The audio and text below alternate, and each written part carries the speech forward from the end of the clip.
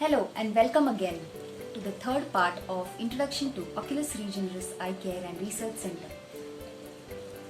Today I am going to talk about a new concept called panel reactive antibody.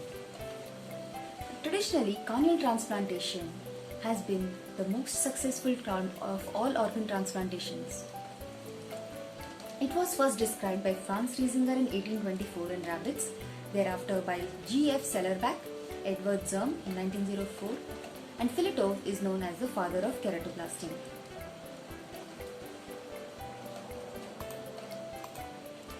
So why is corneal transplantation the most successful of all organ transplantations? For this, we need to understand that there is an immune privilege that protects the cornea. It is avascular and the anterior chamber has special factors that protect it from any graft rejection. However, a better understanding of epithelial-derived immunoregulatory factors, of ocular surface dendritic cells, neuroimmune crosstalks, the ocular surface microbiome, memory type 17 T cells in autoimmunity, and CD4 T cells, plasticity at ocular surface, is now present. If we look at the MHC gene complex, it is present on the short arm of chromosome 6. Alleles of this gene encode polymeric cell surface glycoproteins called the HLA genes, which are involved in antigen recognition and presentation. Patients who have preformed antibodies against these HLA antigens are at high risk of hyperacute rejection, accelerated acute rejection, antibody-mediated rejection, delayed graft failure, and long-term complications. So what role do these HLA antigens play in the case of corneal grafts? Traditional teaching focuses on higher corneal transplant survival as compared to other organs due to no role of HLA matching. This is the result of anterior chamber associated immune deviation, other active immunological interactions, and also the results of the collaborative corneal transplantation study group findings. This group told us that there is no benefit of HLA-DR, HLA-A and HLA-B typing and matching in case of corneal transplant. However, if we revisit that data, we realize that role does exist.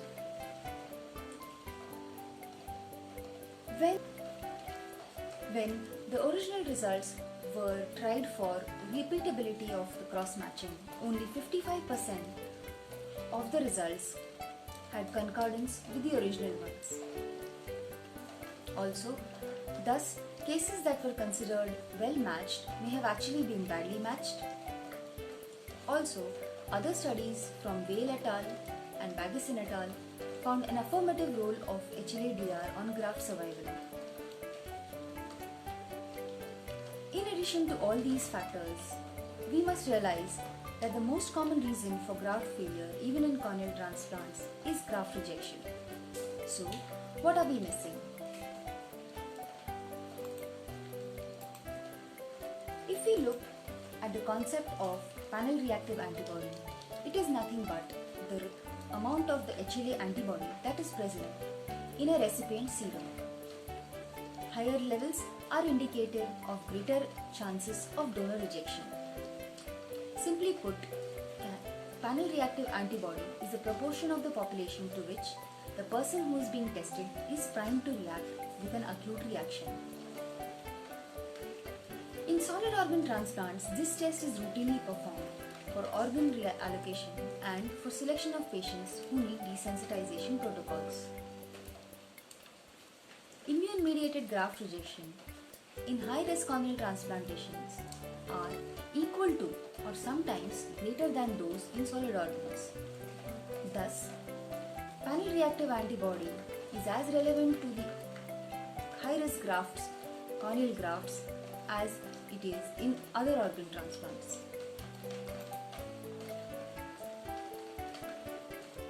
So what is the recommendation? Greater amount of panel reactive antibody implies that a greater proportion of the corneal graft will probably be rejected. So, Mohammedan et al. Have described their procedure or protocol for treating panel reactive antibody less than 50%, in which they treat with steroids and mycophenolate mofetil, and when it is more than 50%, the regrafting is done with the basiliximab protocol.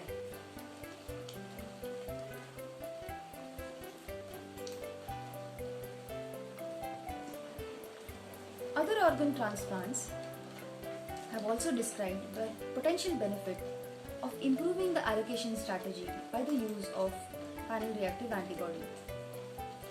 In these cases, non-identical transplants are treated with basiliximab and thymoglobulin injections.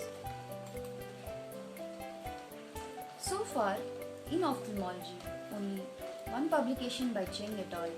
Describes the ophthalmic application by the Cincinnati protocol. They emphasize that reduction in antigenic load to the ocular transplant, preventing the first episode of rejection, is extremely important. 80% of patients who had prior corneal transplantation were shown to have elevated panel reactive antibodies in their series. Those with more than 50% PRA received augmented induction therapy with basiliximab infusion therapy.